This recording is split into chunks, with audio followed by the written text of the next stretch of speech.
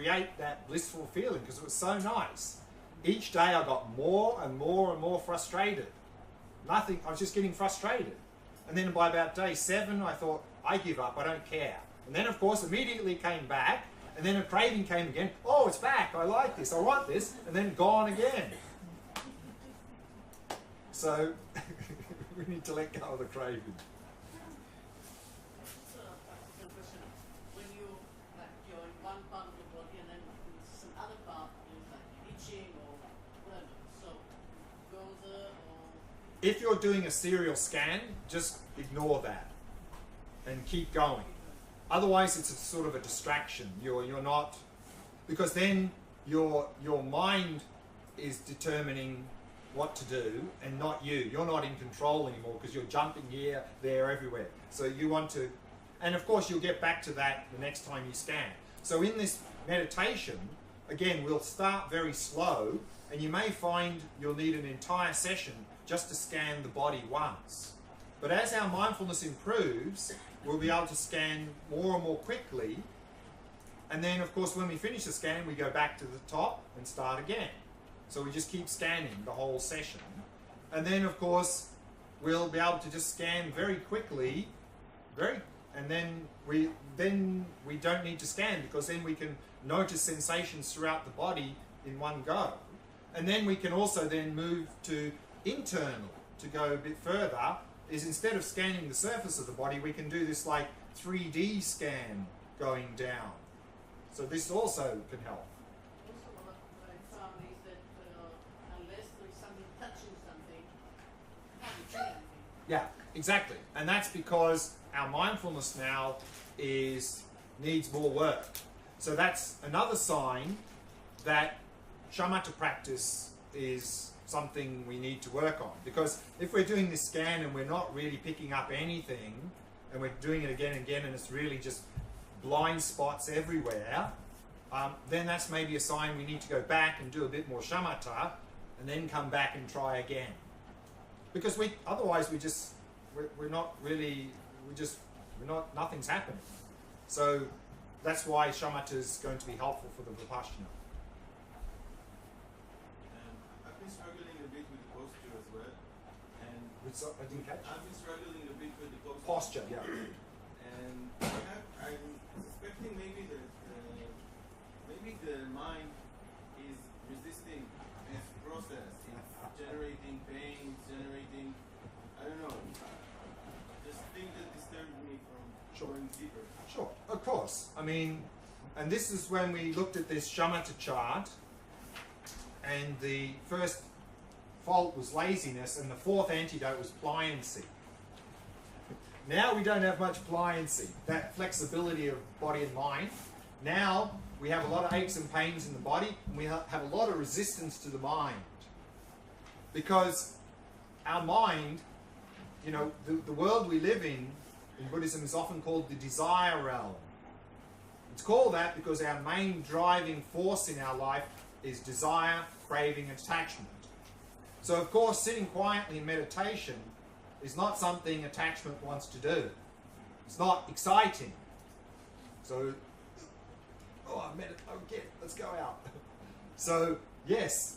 And so what you'll find though, of course, is that if we persist with the practice and we start to get some benefit from the practice, then it's much easier to sustain it, because we're starting to receive benefit. Because initially, it's just quite a lot of work with no return, and then of course craving and attachments go, what are you doing this for? You know, I can be doing much more fun things out there. So in harnessing attachment, no. It's like, okay. No, what I'm saying is that. But you get that. No. What I'm saying is that one, of course, is to reflect, for laziness, is to reflect on the benefits of the practice. To understand what the benefits are, and that will give us more enthusiasm to do the practice. And then on top of that, once we start to get some results, some benefits actually happening, then that will make us more enthusiastic. But of course, we don't want the craving and attachment coming in there, because then the whole practice will come to a grinding halt, because craving and attachment goes, oh, there's some bliss here, I like that, let's hold that try and recreate that. So we want to, you know, gently put the attachment out of the way. Maybe the scheme is bigger. Maybe the mind is just, I don't know, maybe it's worried about not being the master anymore. What's worried is not the mind, it's the ego. Because the ego, we are chopping the ego. Because Vipassana is about cutting the ego. So the ego doesn't want to die. So the ego is going to fight back. So what can be very helpful is, as a beginner, if we tackle the ego head on, maybe we're going to suffer some losses because the ego is very strong. So we can, here comes wisdom again, we can be a bit tricky, sneaky. We can sneak up on the ego and we can do ego-friendly stuff. And actually what we're really doing is we're cutting it, but it doesn't realize that. Because we're pretending that it's something to feed the ego, but actually what we're doing, it's cutting.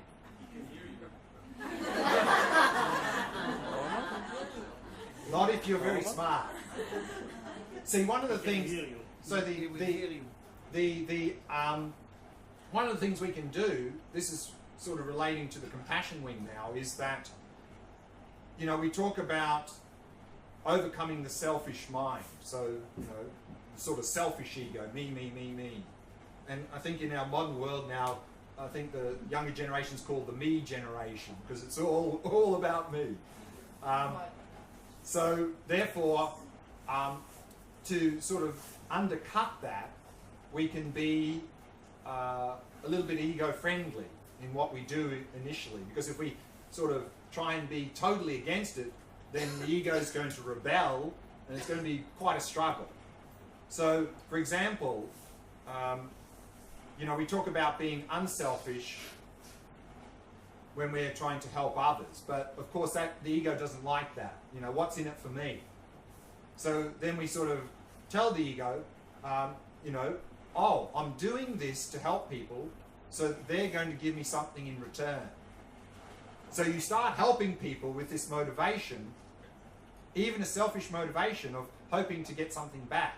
And the ego has no problem with that, because I'm getting something out of it. But already we're shifting from not doing anything for others to starting to do something for others. And it's quite easy because we say, oh yes, but I'm going to get something back. And the ego goes, okay, you can do that then. I'm going to get something out of this. So then we start to do that. And then what you'll find, the more you do that, you'll find that the more joy, you get much more joy out of helping people rather than hoping to get something back. So slowly we're cutting the ego. In fact, on that point, they did a study. They had two groups of people, and at the beginning of the day, they gave each group every person in each group, they gave them $100. One group had to spend the $100 on themselves. The other group had to spend that $100 on someone else. And then they measured their level of happiness at the end of the day, and the group who spent the money on others were more happy than the ones who spent money on themselves. But yes, I think in the starting phase we can be a bit tricky and try and sneak up on the ego. But of course the strategy is we're sort of slowly undermining it. Talking about like thrills and excitements, I found that reading the shamatha of the mind is much more exciting for me. Reading is so dull for me. Sure. So Yeah. people talk here about like cheating yourself. I feel like I cheat myself when I do it because it's so thrilling. Because I find so much stuff there.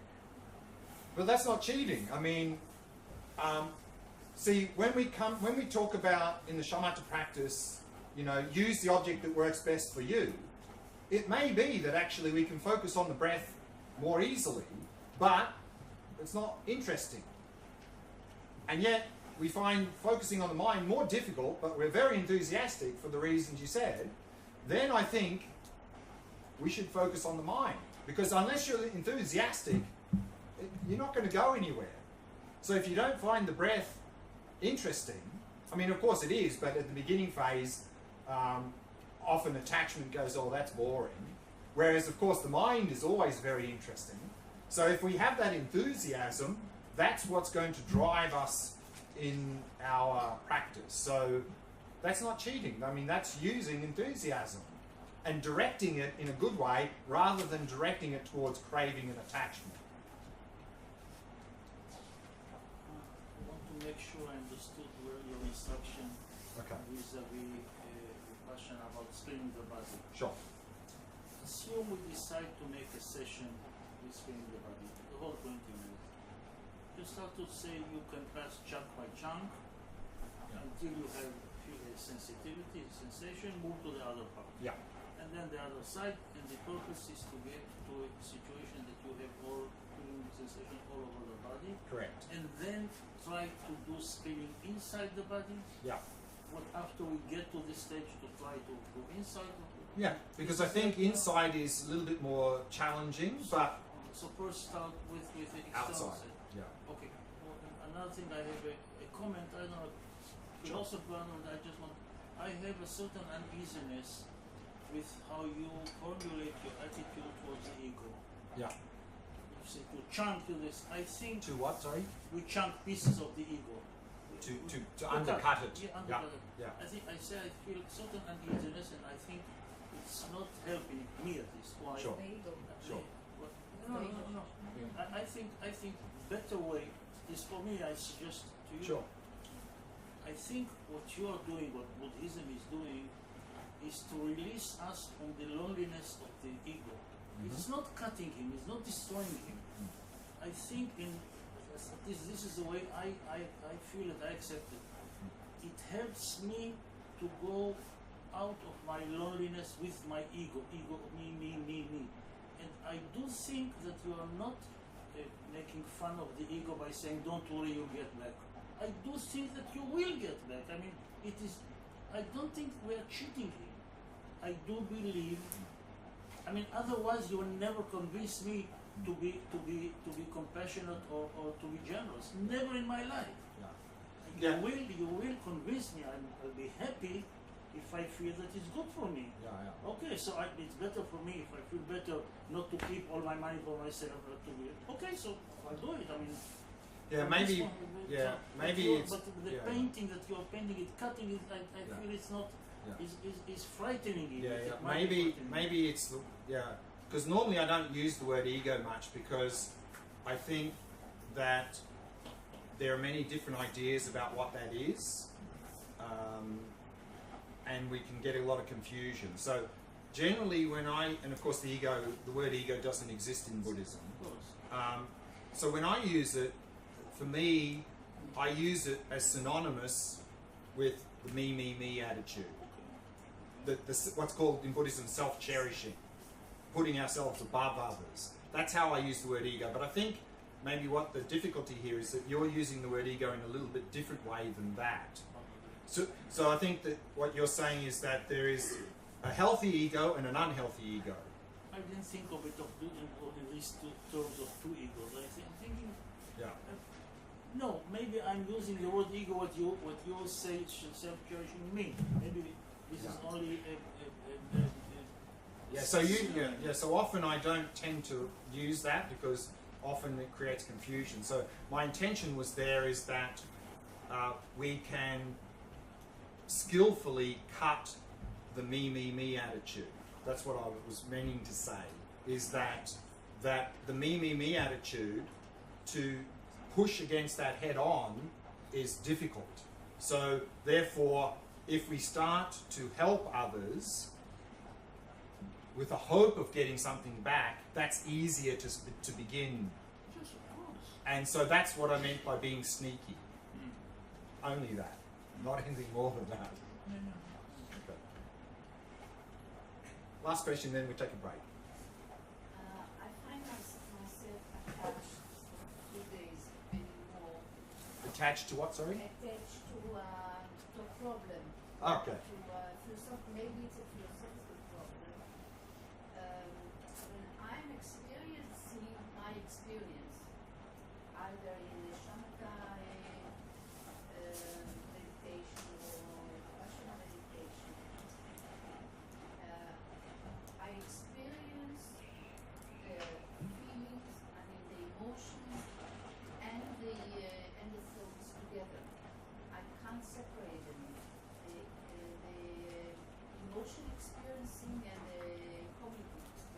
what, sorry? And a cognitive. Cognitive, experience. yeah. Sure, It's one experience. sure.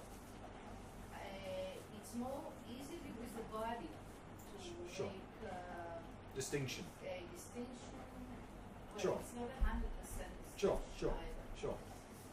Yesterday you mentioned something about that Buddhism doesn't talk about emotions. It talks about cognitive afflictions or No, cognitive, so mental afflictions. mental afflictions, No. yes. By saying mental, you mean emotions and the cognitive perceptions of us? A mental, yeah. So when we talk about the mind, we talk about what's called mental factors, which are many things that make up experience. Yes. And there are certain mental factors which are present in every single experience, and there are other mental factors which may or may not be present.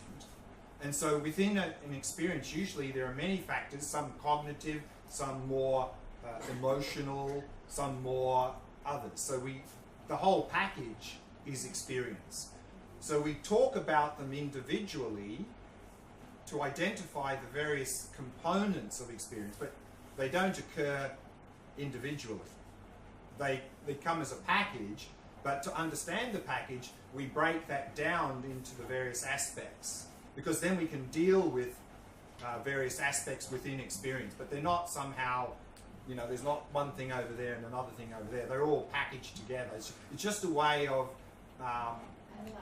analyzing experience in a certain way, so that we can work with that experience in a certain way. That's all. Okay, let's take a break and come back at 5 o'clock.